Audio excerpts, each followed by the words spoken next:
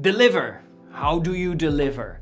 Hey, if you have done a good job with Attract, you can watch the other video. If you have done very well with Connect, which we also have another video, then in the third stage you can go to Deliver. Deliver is in all how you present, in how you basically present your product, how you present your services. And it has to be clean, it has to be fast, and it has to be to the point, where you really amaze your clients with what you can do and how you can do it for them. But again, you have to track them first, you have to connect them first, and then only deliver. Once you have understood that in your delivery it really matches with what your client needs, then you're well on your way on almost closing a deal. I mean, in sales it's very simple. Either it fits or it doesn't fit.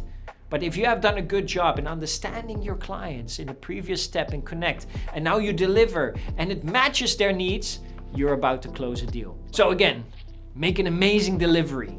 And if you want to understand more about the other steps like Attract, Connect, and Repeat, go watch the other videos or watch our general video where we explain the full framework. Go ahead.